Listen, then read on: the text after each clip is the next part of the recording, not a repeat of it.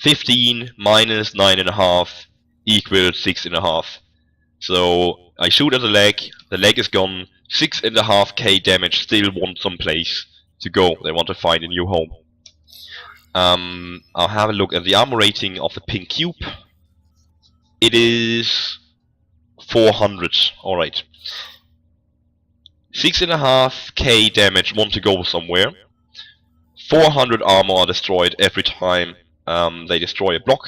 So now we just go 6.5k divided by 40, or 65 divided by 40, which would be 15. Wait, what?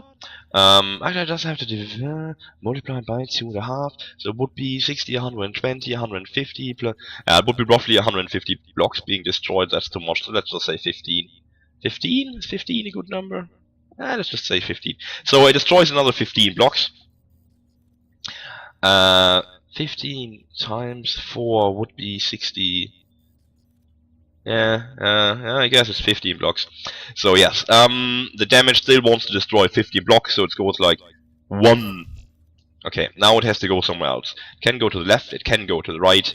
So let's just, for the fun of it, say left, 2, same choice again, 3, 4, 5, 6, 7, 8, 9, 10. That, by the way, was my driver's seat. 11, 12. When that happens, those are just instantly gone as well. They don't really count. 13, 14, 15. So yeah, that is an example railgun shot. The damage will just go somewhere.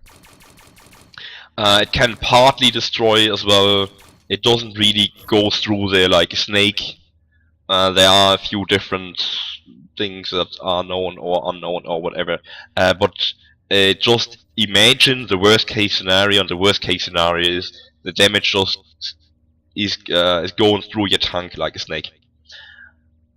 If, however, I just add another row of blocks up here, it actually gives us a huge amount of protection, because it lowers the chance of the damage actually going to my driver's seat. My driver's seat is, by the way, let's just place it somewhere, so I don't have to point out, by the way, there's my driver's seat. No, now you can just see it.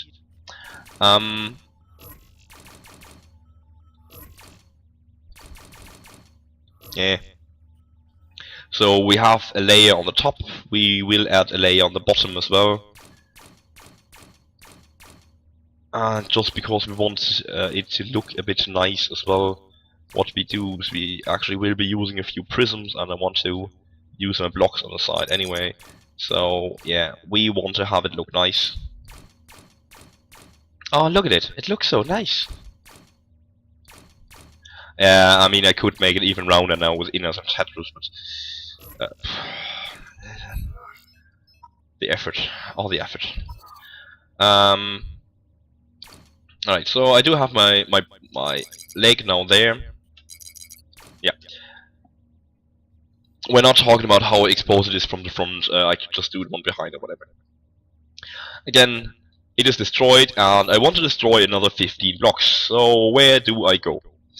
I can go up or over there, so I go like 1, 2, 3, 4, 5, 6, 7, 8, 9, 10, yeah, 11, 12, 13, 14, 15, where am I? What? Yeah, so yeah, it could actually look like that. It could destroy only everything in the front. For some magic reason I didn't hit the driver's seat. It was quite close to it though. Almost destroyed it. Where is it? There? There? Ah, there it is. Yeah. But it is much more unlikely that the driver's seat is going to be destroyed, because now you are giving the damage, you're giving Mr. Damage a lot of different paths that it can choose, and it will just go there or here or wherever, and so it may up to the pilot seat. It's just so much more unlikely. If you want luck to be on your side, maybe you should be nice to Luck. Give Mr. Luck maybe some warm milk, or just the stuff Luck likes. Lock very much likes to have different paths it can go, and if Lock has a lot of paths to go, maybe it will be nice and not choose one that will lead to your on-time destruction. So yeah, a lot of blocks means a lot of different paths the damage has to choose from, meaning Lock can have its way, and Lock will tell you, alright, buddy, this time you survive. Cheers, you will die with the next shot. Now we have a look at it again, and we will actually change the blocks just a little bit. So what we do now is called Triforcing. It is a very mild, small form of Triforcing. So just imagine we went like that. I just want you to get the idea of it first. Actually what I did there is quite bullshit. We want it to go... Oh yeah, that looks much better. So I'm just having prisms here around my driver's seat, and I place them in a way so they don't really touch the pilot seat or the block in front of the pilot seat. And for some reason I've got some hair on my nose. Somebody here's got long hair. We'll find the culprit earlier or later. Yeah, because I don't want my enemy to actually know that I'm Triforcing here, I use prisms again, and this time I use them in the fashion you can see here. Everything actually looks like it did before. Again, a huge railgun shot comes over here. Wants to destroy 15 blocks. So it goes like 1. By the way, it can't go to the right, because the leg didn't really share a surface with that block. So it can only go up or to the left.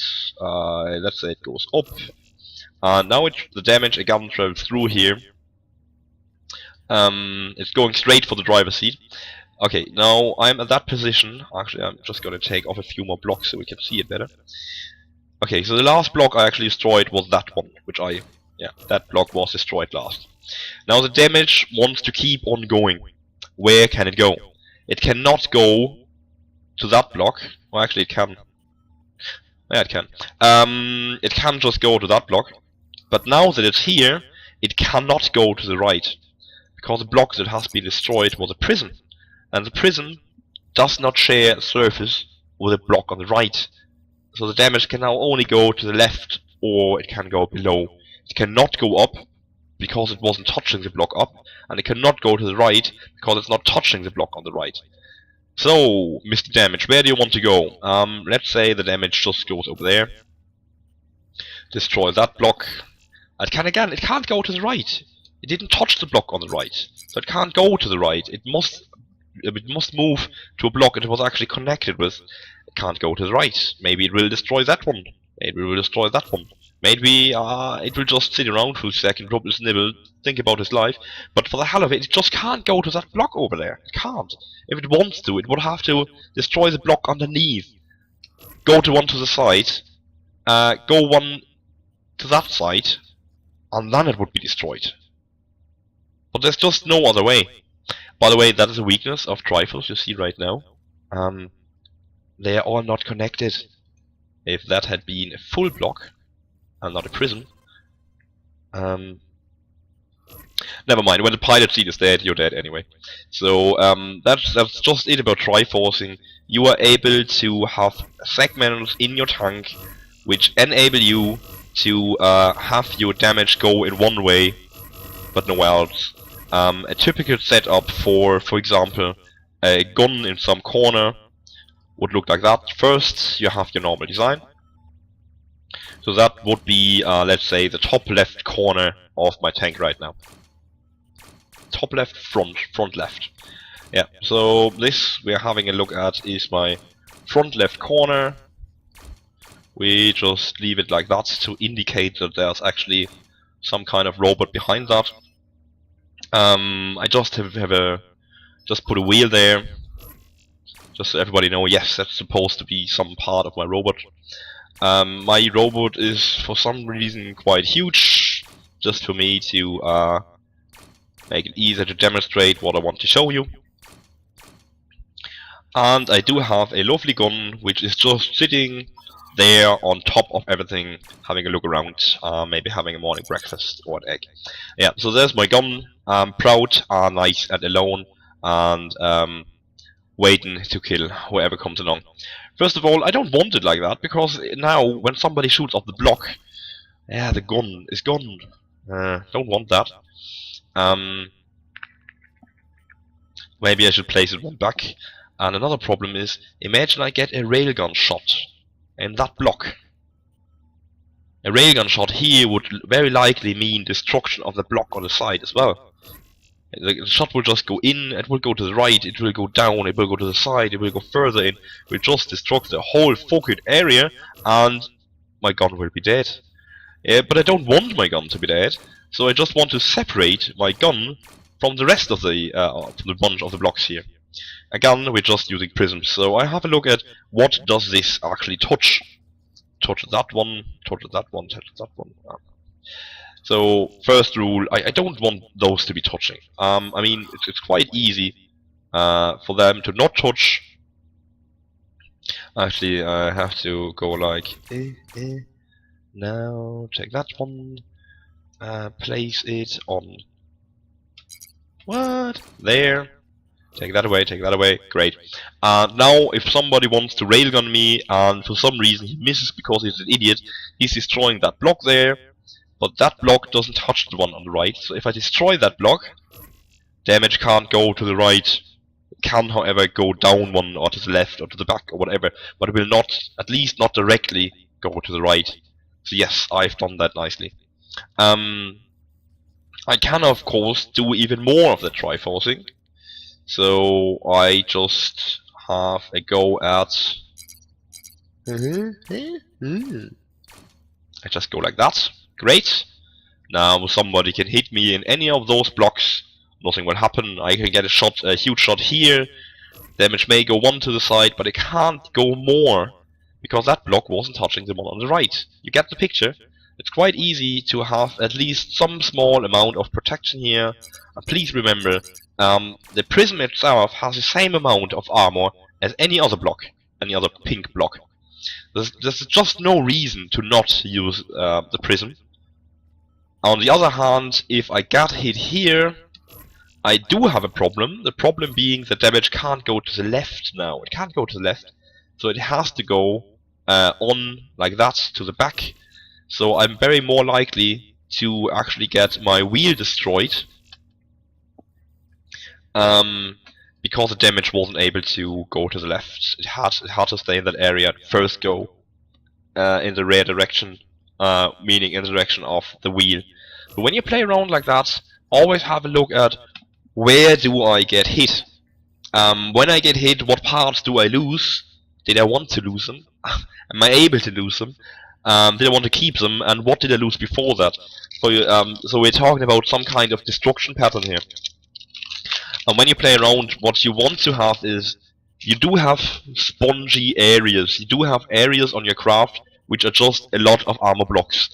And if you get shot at, and those sponge areas are actually the areas which are destroyed first, you've done some great work. If, however, you are driving around and you still have a lot of sponge area, but you've got no guns, you've got no wheels, and you get one hit a lot, but you still have spongy areas, you've done it wrong. And if you're not using spongy areas in the first place, you've definitely done it wrong. There are crafts which are not using spongy areas, but they are most likely not a good idea, because when the bomber comes along and he sees someone without a spongy area, you are very likely to die. Examples for a craft without a spongy area would, for example, be the good old sniper crawler. Do I still have it? Yes, I still have it. As you can see, I don't have spongy areas on this one. This one actually is a bad idea. I don't like playing it. One reason for that is because I'm quite shit at flying and crawling, and I want to have a look at plasma bombers, and I don't want to care about whether or not they actually have a look at me. Sometimes that of course means I die. There are a lot of bombers out there who have one hit me before or killed me with pleasure. It happens, but it doesn't happen often. So yeah, when you go off like that,